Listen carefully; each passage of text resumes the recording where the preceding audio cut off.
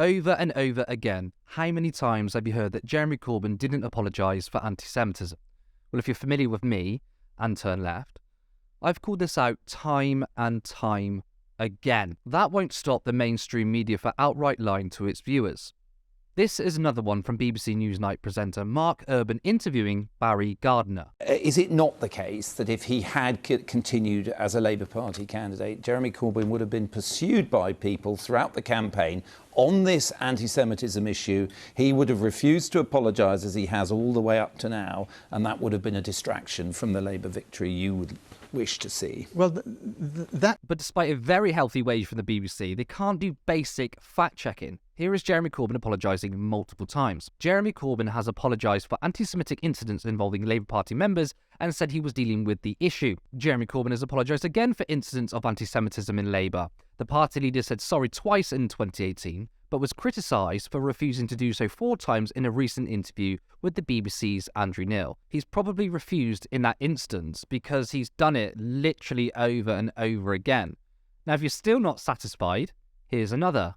I'm sorry for the hurt that's been caused to many Jewish people. We have been too slow in processing disciplinary cases of mostly online anti-Semitic abuse by party members. We're acting to speed this process up. People who hold anti-Semitic views have no place in the Labour Party.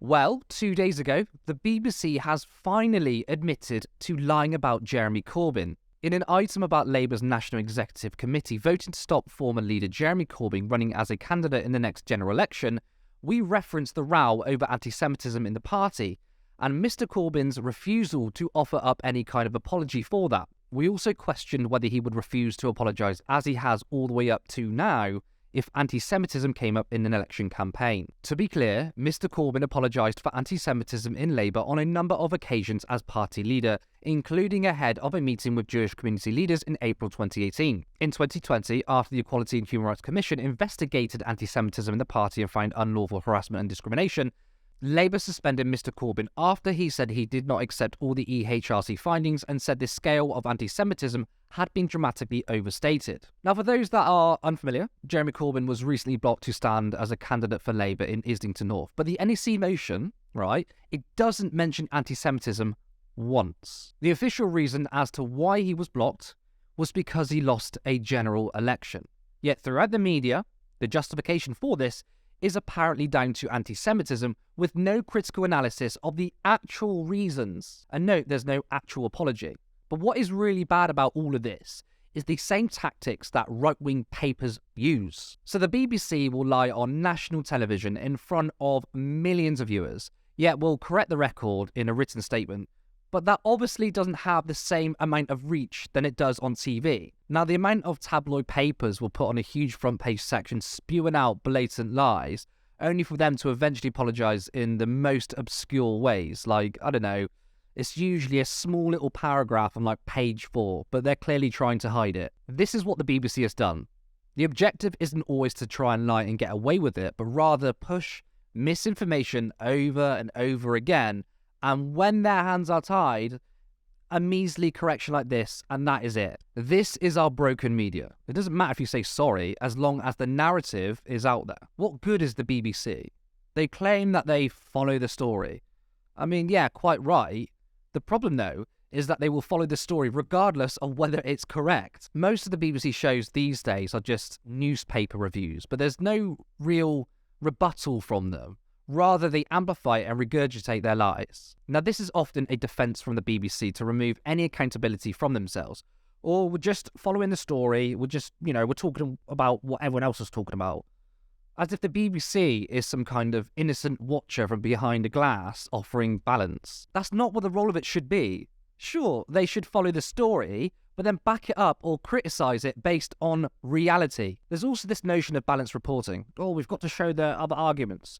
This is poor journalism. What the BBC and, well, what everyone should be doing is objective reporting. Wouldn't it be ridiculous that the mainstream media had a debate panel on whether it's raining outside? One side says, yeah, it's raining. Oh, but in the interest of balance, here's Reginald Furthington Smythe III. oh, well, it's clearly not raining outside, you're just woke. Now, we sometimes do it here, but obviously much more in the US on climate change. They'll have someone on saying that climate change is real, and then they'll platform the other side, or they'll platform a climate skeptic. This is bad. 99% of scientists agree that climate change is real and it's man-made.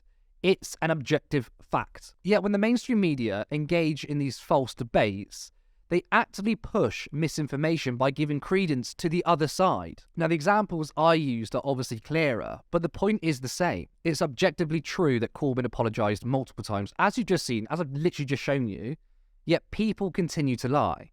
However, the presenter or moderator at the time, when someone says, oh, but Corbyn hasn't apologised, they should step in and say, just for the record, he has on such and such occasion. You might not think it's enough. You might not think it's sincere. That's all right, but you can't make an objectively false claim. And there's also no guarantee that people won't lie again.